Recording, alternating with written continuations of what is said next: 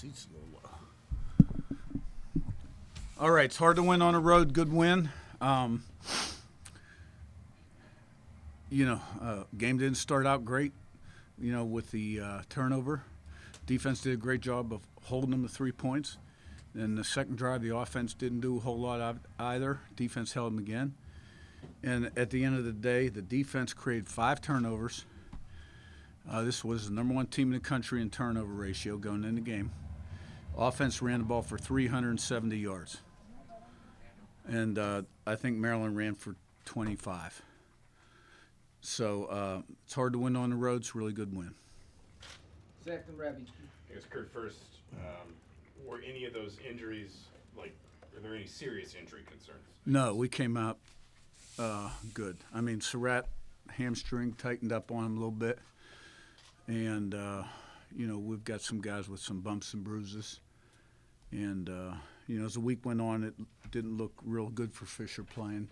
So there was no surprise there. And, Drew Evans, will be out for a few weeks. So we came out pretty good. Now, we got some guys that are sore. We've played a few games in a row now, but we came out good. I guess, you talked about the way the defense held early, the complementary football this team plays. How much does that start to feed on itself with this group? That the defense understands the offense will pick them up if they need. The offense knows it can go a couple empty drives because the defense isn't going to cave. Just how much confidence does that give this group? From my standpoint, the thing I'm most proud of is the way that they listen to the message about playing one play at a time, regardless of the circumstances. And you see that in the fourth quarter. But the defense has all year long risen to the occasion when their backs are against the wall. Now, it wasn't perfect tonight defensively, trust me. Open field tackling wasn't very good. They had some explosive plays. But there's a lot of good things there on tape, and it's a good win. Ravi, then Jim. Yeah, Coach, wanted to get your thoughts on your offensive line's play. Obviously, Evans isn't there yet. You guys you totally ran over him 3 or 4 drives and 367. Yeah. That's a combination of having a physical mindset and our backs running really hard and receivers part of that blocking pattern too and breaking tackles. It takes all 11 guys. And, I think there was that point. You saw it early in the game. They went down the first drive and scored, second half, 20-10. We answered. And then we started getting some turnovers and opened the game up. And then you just sort of saw a little change in that game, right? And that's usually how it happens in the run game. Doesn't happen right away. It usually happens sometime middle, third quarter, and that's what happened tonight. Gene and Daniel. Curt, you guys have been great on both sides of the ball in the second half of games, and especially defensively. You've only given up 2 touchdowns in the second half all season. How important is that for that defense to get stronger as the games go on? That's a great stat. I wasn't aware of that. And, our defense has been really great all year. How many total touchdowns have we given up? 7?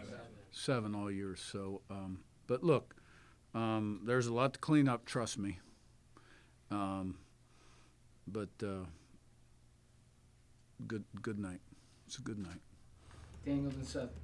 It kind of seems like there's just this innate trait where you guys just keep swinging, score aside, time aside. How special, how unique is it to have a trait like that? That's key to the drill to me. It is that you're playing from the first play to last play the same. And, we're getting close to getting that. We're real close. And that's why you see some of the results that you see. There's not the ups and downs relative to good plays, bad plays, circumstances of the game. You see guys laying it on the line every play. And I give them and the assistants a lot of credit for that. Seth and Zach. Curt, the way you guys started the game, obviously, this isn't the first time you faced, little adversity like that, and it just doesn't seem to shake your group. Why is this team able to be so unflappable? Well, it's a veteran group. You got on offense, a lot of guys have played a lot of football, and really the same on defense. So,